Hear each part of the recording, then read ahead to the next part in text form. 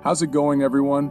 Today we're going to take a visual trip into the mind of another great dark artist, Zdzisław Beksiński. But before we get started, do my channel a big favor and hit that bell notification so you know the next time I post a video. And leave me a comment, let me know if there's any other artists that you would like to see me feature. But most of all, definitely subscribe. I hope you all enjoy the feature. Zdzisław Beksiński was a Polish painter, photographer, and sculptor specializing in the field of dystopian surrealism. Beksiński made his paintings and drawings in what he called either a Baroque or a Gothic manner. His creations were made mainly in two periods. Apocalyptic and dystopian art has been popular since about the 90s. Few works are darker than those of Zdzisław Beksiński.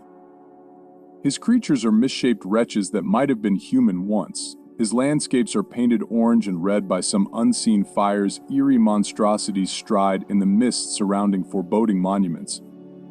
What does it all mean?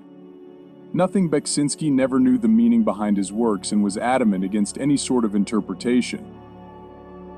Despite his fame as a painter, as well as works as photographer, illustrator, sculptor, and graphic designer, Zdzisław Beksiński had never had any formal training in the arts.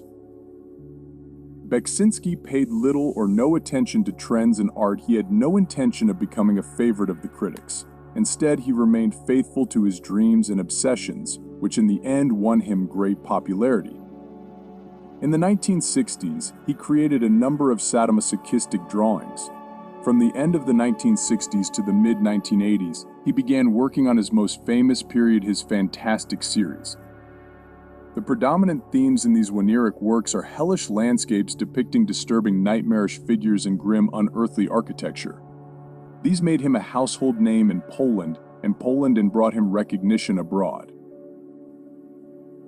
After the so-called Fantastic period, Beksiński's style changed and he entered a period he described as Gothic. The paintings from the Gothic period represent deformed heads and less dreamlike figures, which display a specific plastic harmony.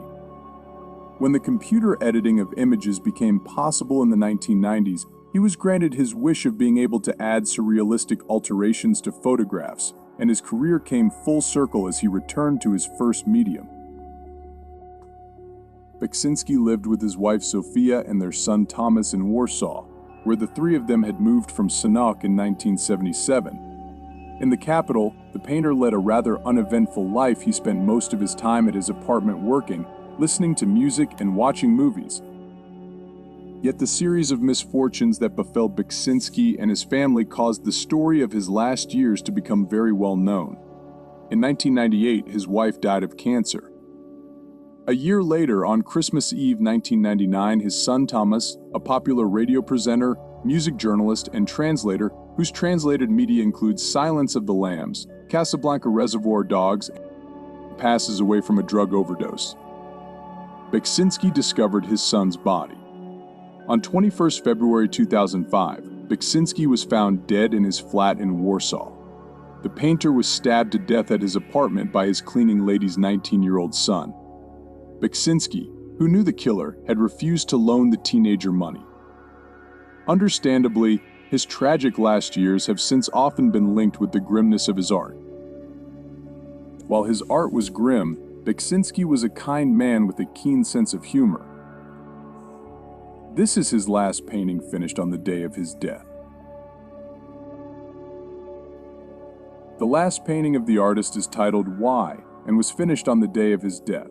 It is a testament to Beksiński's departure from the fantastic, visionary, and highly detailed style he expressed in 1970s and 1980s, and a gradual shift of focus to formal experimentation. Perhaps the best way to understand Zdzisław Beksiński's legacy is to perceive it as an atmospheric art calling for silent contemplation.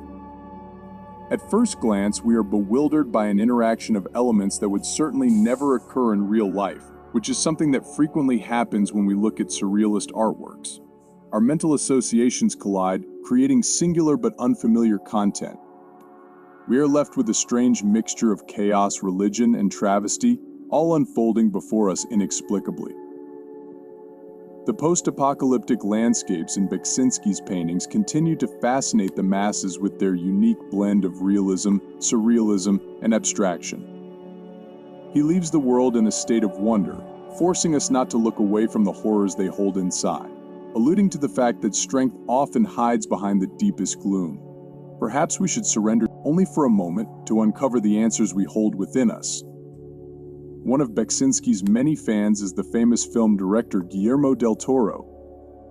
He thoughtfully described the works of the surrealist painter in the medieval tradition. Beksiński seems to believe art to be a forewarning about the fragility of the flesh. Whatever pleasures we know are doomed to perish. Thus, his paintings manage to evoke at once the process of decay and the ongoing struggle for life.